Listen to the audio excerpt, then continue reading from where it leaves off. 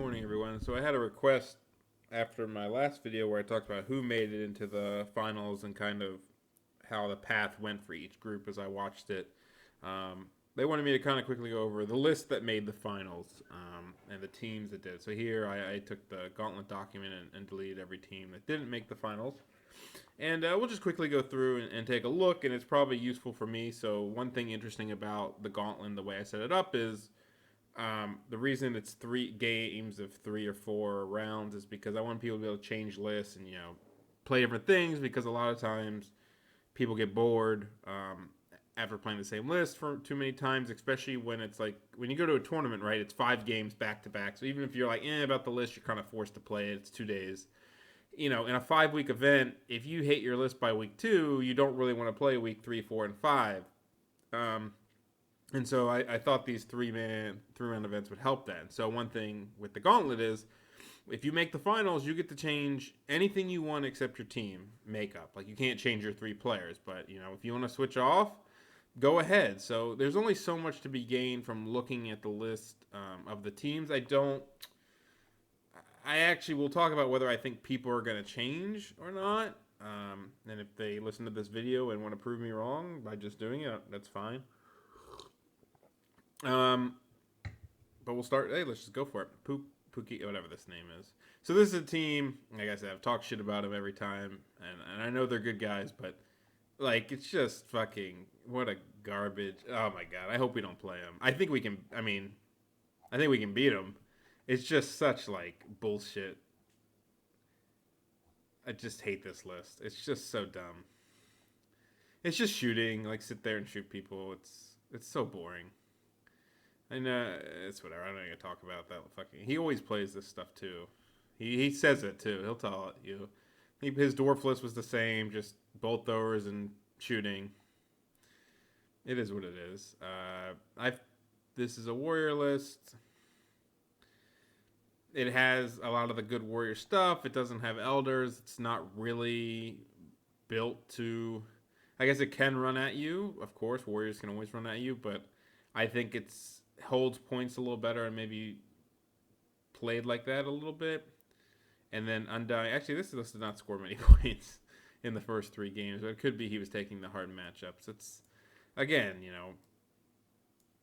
I don't know.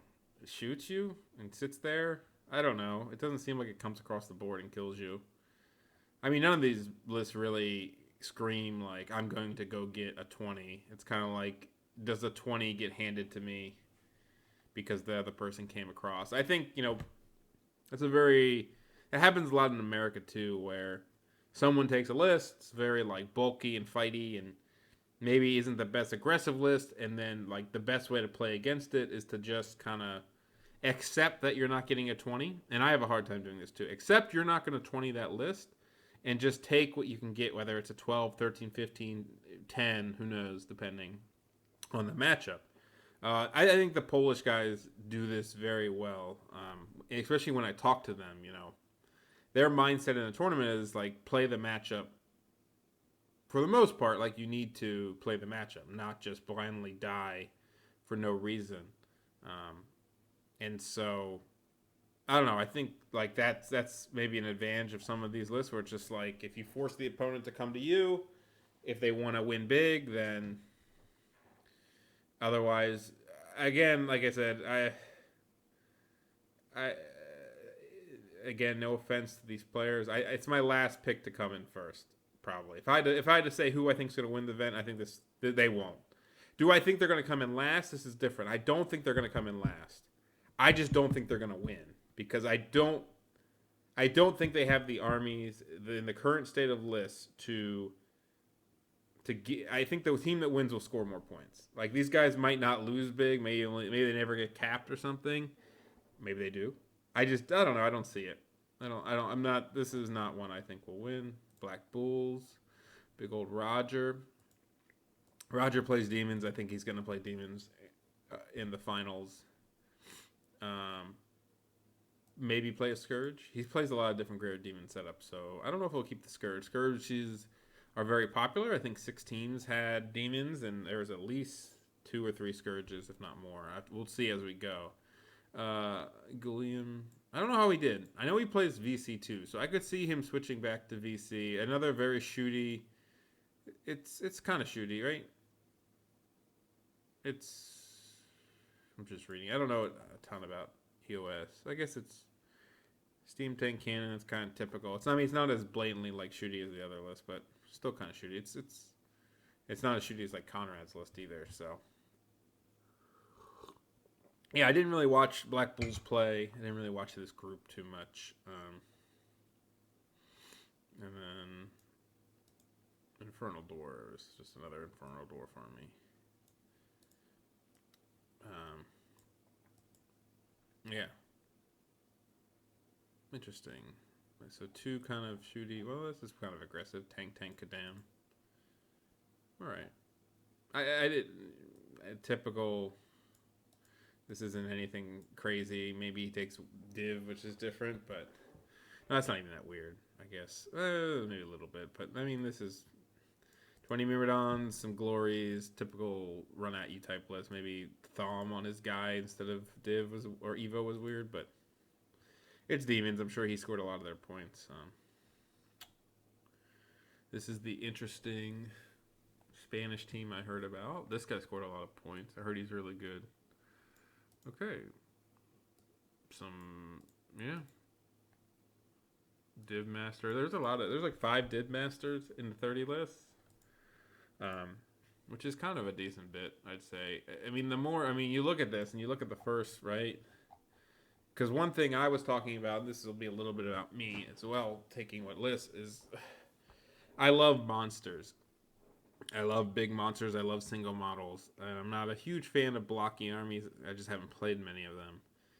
And then everyone tells me, hey, there's a lot of anti-monster shit out there. And I'm like, but it's monsters. It's so cool. They're fast. They're single. And then you look and you're like, okay, well, 18 Rangers, 2 rockets, volley gun. Blah, blah, yeah, don't want to play this. Including, don't want to play against this. And this guy's pretty good against monsters too. And flaggies are good. Like, this is just good against monsters, right? And you say, all right, what about this Warriors list? And you say, okay, well, the Evo guy is fairly good against the Battleshrine is good against monsters because he has. And if you want to think specifically, maybe Orc monsters, he has Grave Calls and Hellfire are good against the spiders and the giants, and good against my single model heroes. He has Snipes, which is good against Orc heroes a lot of time.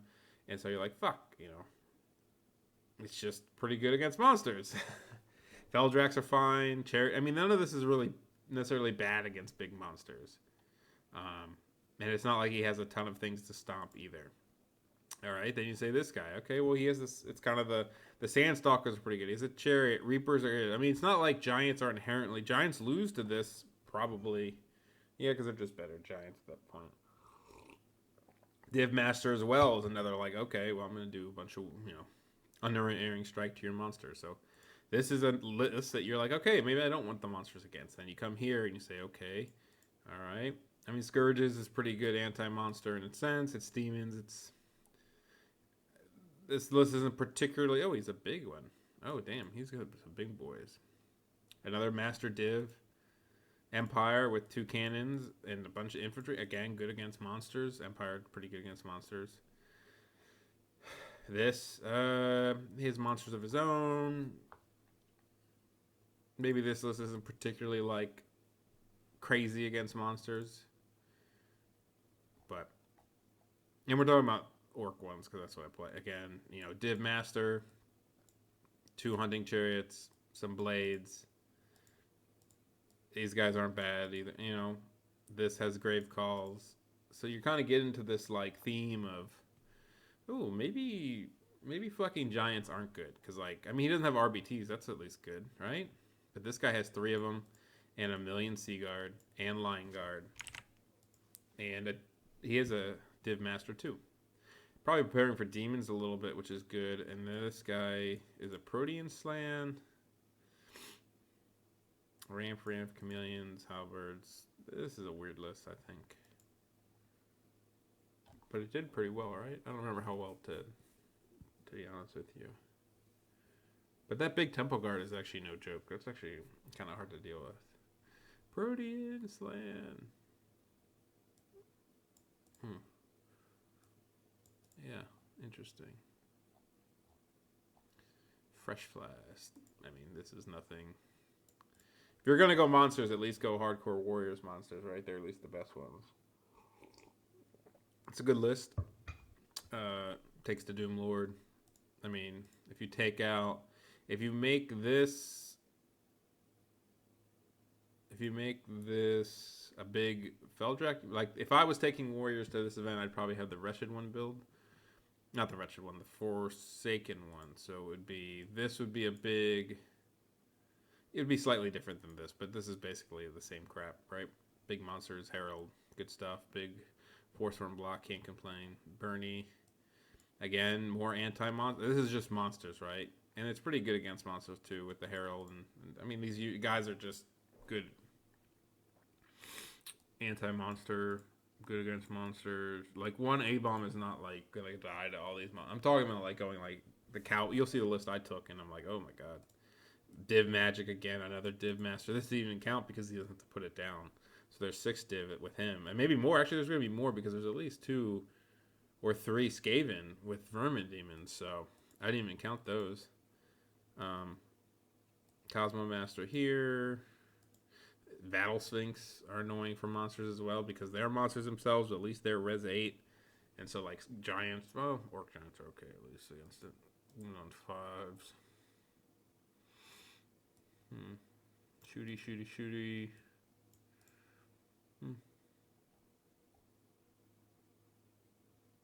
Yeah, a lot of shooting here. Triple Sphinx. This list always did okay, it seemed hard to get some points off of if you don't skew the Battle Sphinx. Though there's a lot of div, maybe that's bad for it. This is like, what, a big unit. Okay, interesting. Arliss, again, like, I mean, all that shooting and magic, it's like, kills these guys, can kill these guys. It just seems like he doesn't have a unit to hide in. I don't know. This is not what I'm going to be taking for all those people watching. Thomas has a dragon, but at least it can be hidden, healed, and H spell. But good against, he has a lot of shooting too, so he can pick off monsters as well. Kirill, we did the same thing, where we took a bunch of monsters, but I think if you're going to do it, warriors are the best army to do it with. Elders have that 3-up save, which is really nice versus div. Good versus alchemy, which are 2 good spells versus potential monsters.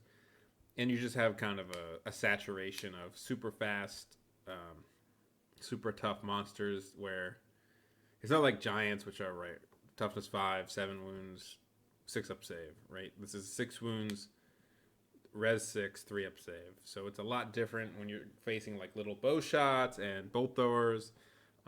Cannons are obviously still good against this, but we haven't seen a ton of cannons. It's been more just like div and stuff. So another Scourge. The Russian list. The same Furion style list this time with the High Prince on a Griffin. And, it's funny. I've been making Orc lists, and I preached in my Warriors. I love the Herald and the Chariot guy because I like efficient magic phases. It's a lot of points. It's 1,280 points for that list. The Herald version, but you get a really fighty guy and you get a Chariot that fights too, and a Binding Scroll. So it's not like it's 1,200 points for magic and a lot of fighting combined. And you look at this and you're like, okay, I get a really nice Pyro Adept with Book of Arcane Mastery. Now this is not unique to High Elves in any way. What's unique is one, I think Flaming Swords is exceptionally good in this army because of the Sea Guard. Because you just have this unit that shoots a lot and you get a lot of value if you cast it on your Sea Guard. Whether it's because you got volley fire, cover fire. I mean, you got cover fire, you got normal shooting, you got combat. Like, there's a potential turn, right, where you could shoot somebody. They charge you, you stand and shoot them, and then you fight them, and you get 3 turns of 3 rounds of Flaming Swords, and then it's only a 7 to cast with High Elves, and then +2, so it's a 5 on 2 dice, so it's very reliable on 3 dice, and then you can easily give him the H spell, which, I think it's a 10, 9, maybe it's a 6 or 7 on 3 dice. It's just like because the H spell is so good all the time. Again, Flaming Swords, H spell, both amazing spells when you're either shooting and you're not doing anything, when you're not fighting. They're just good all the time. And then you add in, this guy who can heal a lot of the models in the list. He has good buffs, good, he can take Lash when he needs. It's just like this Magic phase is like so retarded for 670. 665 for 5 amazing spells with -1 to cast, -1 thing, which is actually important because things like that become like 6s and stuff, you can 2 dice a lot more spells. But also, you get the BSB and you get the MR and you get the +2 to cast, and you pretty much have an extra channel because of this, which is like a stupid bad. So like, I envy this high off Magic phase, and I've played with this list before once. And you're just like, okay, it's just so efficient for its points, and then you go to other armies sometimes. I'll use Orcs as an example, and you're like, okay, I need my Master Shamanism with an item. It's like 500 points, and then maybe you take a level 2 with Book, and you're at like almost 800 points, and what you get 800 points, you get 6 spells compared to these 5. You get a Master, sure, but it's just different. It just feels different, like the complementary. Anyway, it's a Furion list with he changed to Reaver Chariots for some stuff, right? And then we have another triple Reaper, Grave Calls, and Div, like another Div Master. This is very similar to the list that was above. I mean, he has Tower Guard. The other guy had Executioners, but Hunting Chariots versus Dread Reapers. It's not exactly actually that the same, but it's a solid infantry. There's no monsters here to kill. It shoots well. It has a Divine Altar, which sure has a good save and a ward. It's not exactly a monster, and it's a BSB, so it's pretty good. And either icon, nice. So we keep going through this, and we're saying, okay, what are we seeing? We're seeing things that just fuck up monsters. So it's trying to think of a list that goes into these, and who knows if they're going to play them again or not, or change things. You can see that there's a lot of anti-demon stuff here, right? There's a lot of demon players. This does not have. He does not have a. He might take a Scourge. I don't know. He changes his list up a lot, so I don't know if he'll keep this list. And Blowflies are good versus monsters too. 2 cannons and a catapult. A bunch of handguns. A general. Stupid MSU's dwarves. Another Div Master. Giselles are good versus monsters. I mean, monsters aren't good versus a million spear attacks either. Like, and Vermin Hawks. I mean, this is a weird list. He plays this list all the time. It's pretty much, I've only seen him play this list for the last, every event I've seen him in, it seems like. I'm curious how it does. I think the one interesting thing about the finals is it's 10 good teams, and so each team has good players on it. And it's all every round is going to be, and every matchup should be good players versus pretty good players. Like it's not like Furion's not in every game, but I guess what I mean is when you see the 8-man events, right? Even in the final matchup, the final round, the top 2 teams, there's a chance you just don't get any good matchups because let's just for shits, let's say America has 4 really good players. And the other team has 4 really good players. You're not guaranteed to get any of those 4 versus the other 4. A lot of times, sometimes you get the shitty guy because whether they have the weakest list or they know you're one of the stronger players, so they don't give you the best player, which is a common strategy in team pairings and probably isn't the best. Like, it's probably better, if you have, having the better player to, fuck up their good player is probably better if you can have it. But I guess what I mean is, as far as, quote-unquote star-studded matchups, there should be a lot more of them in this event, or at least more interesting ones. This is unique. It's a lot of units. They all have a lot of units. He spams stuff. I don't know. We'll see how they do in the final. They crushed a lot of teams in the other one, but they didn't have the hardest group, right? No. French Flanders. Does Guy even play Skaven? Guess he does now. Okay. Yeah, I don't know what this shit is, man. Shooty, yeah, okay. It's Skaven bullshit. I don't have much to say about it.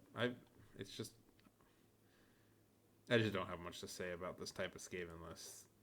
Kind of like, yeah, globe launchers. Huh. Oh, he doesn't have. Oh, that's interesting. A lot of disciples in this tournament. Oh, here we go with this. The shooty. This is the list. We've been seeing similar ones to these a lot. This is a little bit different of a version in that it takes a Treeman Ancient and so usually you see the double Forest Prince with a like a normal wizard, not a Treeman Ancient wizard. Crown of Autocracy. It's a big boy. It's a lot of points. It's 1100 point, 1200 point Treeman. I hope he doesn't die. And then he takes double Pathfinders instead of double Sentinels. These are 90 points more. But AP can be really good versus a lot of armies. Sometimes you don't need the poison. It's better to have the poison against the monsters, obviously. Big ass. It's an interesting list. I don't even know how it did. I didn't watch this team play at all. So, I made the comment that they didn't play the two best teams in their group. So I think they're a wild card for me. Like, I know the players, and I know they're not bad players, but I don't know how good this. I mean, this is like another version of the same. Take 3 skirmishing shooty units, take some stuff to go in front of it, because it has the Pathfinder Lords. Take Druidism, and maybe there's several versions of this type of list in this tournament. I mean, Autopopolis, whatever his name is, had one. Gonschlock had one. They had the Ranger version, which I don't think either of them did. They did okay. I know he got 0 versus Stanislaw, and he did win the other game, but he was against that 80 Tower Guard list, so he just kind of sat in the back and shot it. Didn't really. I mean, he was going to win no matter what, I think. I don't think there's any chance for the Dark Elves to commit to that. Yeah, I don't know. This type of list has been very. I don't know. I've never seen. I've seen it do fine, and sometimes it wins. Sometimes it just dies, and I haven't determined if it's player or list. Like on paper, I look at this and go, man, maybe not this particular build, but this type of list, and be like, man, that's so good. Fuck people up with it, and then. Perhaps it's probably the other way where it's like, well, it's not the best of scenarios. He only has 3 scoring, and that kind of sucks. Oh, he didn't even have the core archers. Oh, wow. I don't know. Did this list do well? Did it? Doesn't look like it would. I don't know. I don't love this list, actually. It sucks at scoring, right? I guess these are fast and decent. I don't know. I guess with Banner Discipline...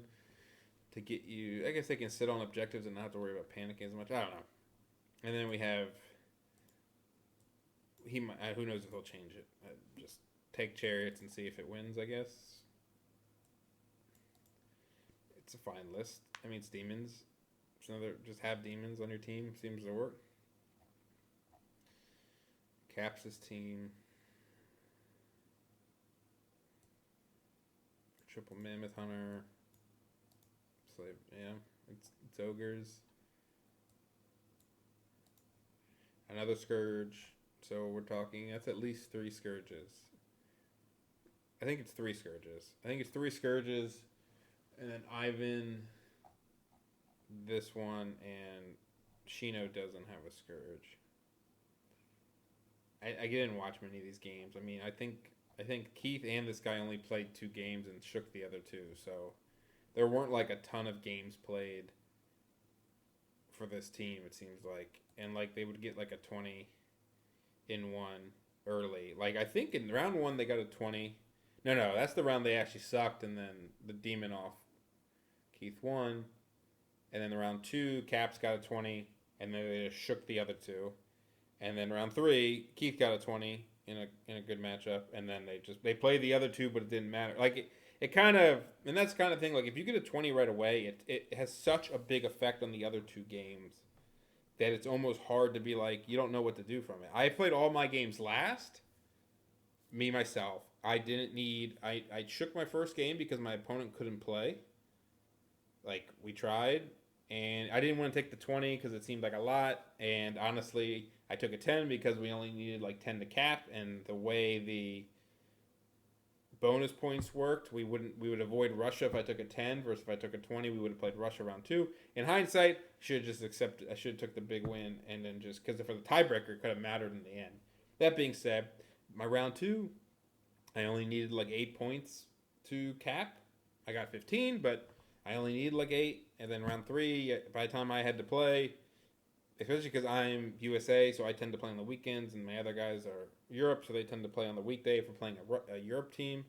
I needed like 4 points, so it's like almost like my list. I didn't like it. I mean, it did fine, like it played fine, like it can win games, and it's super risky, but I didn't really get a great test. I shook. I had no pressure in the other. I had a pressure in the last game because, like, we could have been fucked by the tiebreakers. But you know what I mean. And we got shit on the first 2 games. But it hasn't really been like a test. And I feel like in 3 rounds and the way that jockeying for just trying to get to the finals, I think the finals will be a little more interesting because now, like especially round 3 and 4, where one you're going to get some separation in points. Where like round 3, this event was kind of like honestly almost every top table in this tournament could have shook hands in the last round and they both would have made it through. But like I appreciate that we didn't do it and it almost cost us. The lurkers didn't do it and it cost them. And that Spanish team, Los Panas, wouldn't have got in if the top table just shook hands and said 28. And I didn't want that to happen. And that was a kind of a thing I thought about afterwards where I'm like, oh, being like if I had to do this again, I might have considered if I had to do this exact again, what I would have considered doing heavily, and it would have been very interesting, and I don't know if it would have been good, is like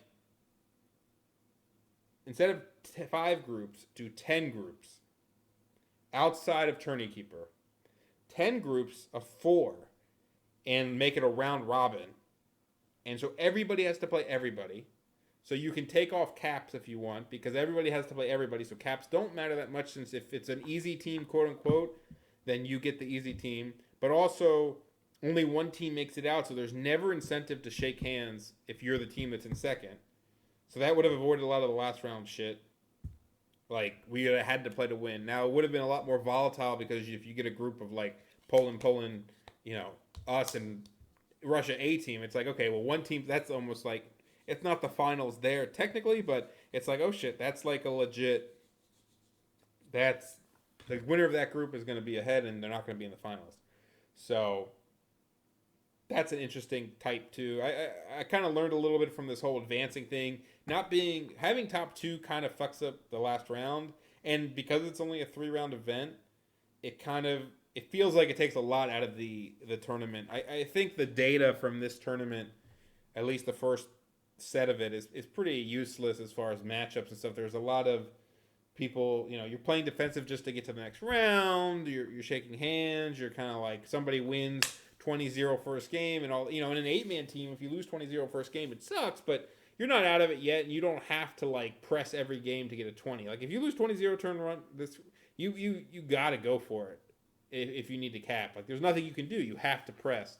And so, the strategy of like play your less volatile matchups early or play your good matchups first, there's probably a lot of strategy behind that, though. You can only manipulate so much with time frames and stuff. Typical demon list. I mean, right? It's Sentinel, Scourge, take some shit.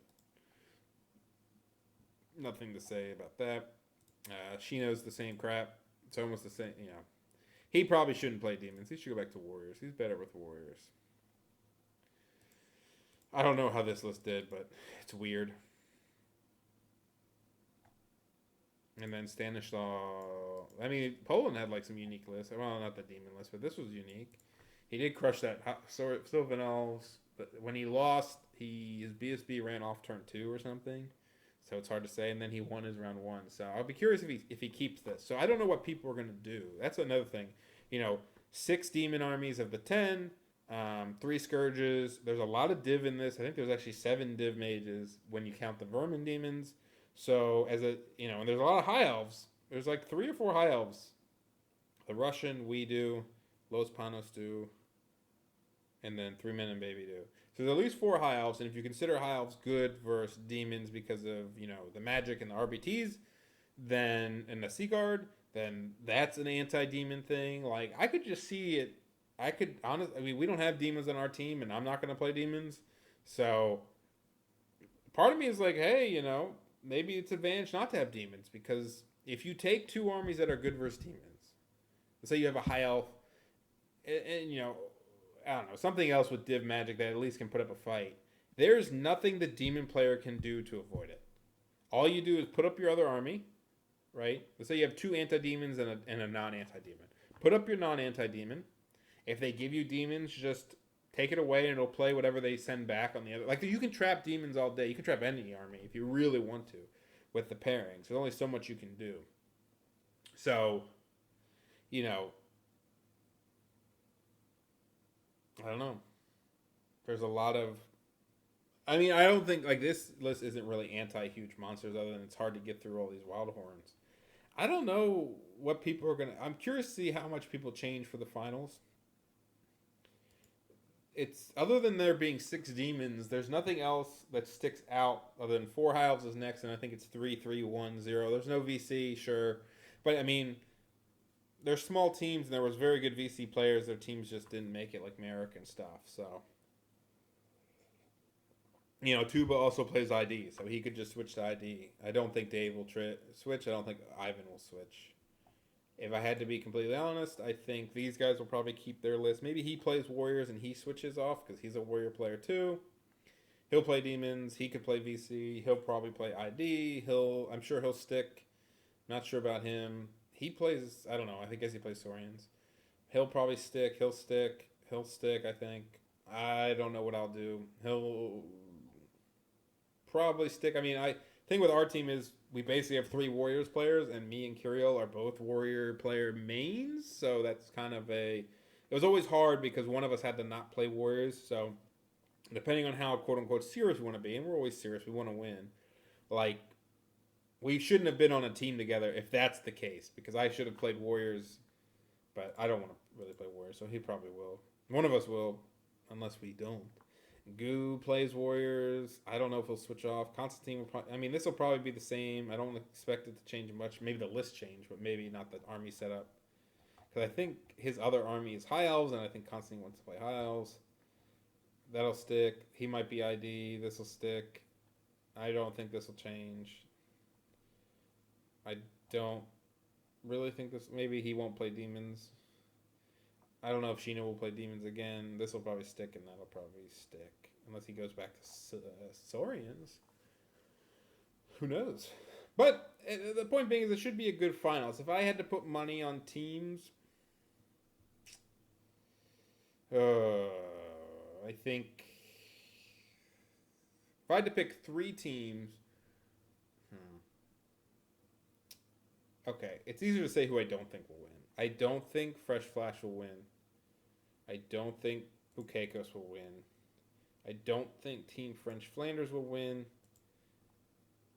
I don't think 3 Men and a Baby will win.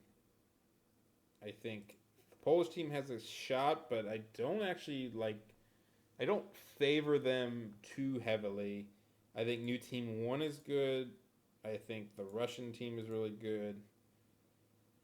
I think we always have a chance because we have Thomas, and it kind of depends on where I land on what I'm taking and how I feel with it. I feel like that's my biggest worry. As far as 3 players go, sure, we have 3 very strong players, but so do every other team. But I feel like as far as comfort zone, me or Kirill will be off of it with our army, so that would be potentially our downfall. And I don't think Black Bulls will win it, honestly.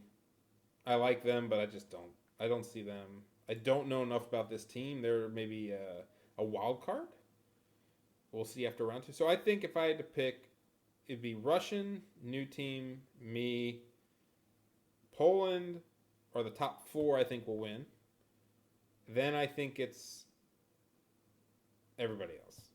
Like if I had to pick 4 that I think will win it, those are the 4, and I can't really differentiate them too much. And this just goes by the lists they play, the players on the team, and just my gut feeling. Who knows what can happen in 4 rounds?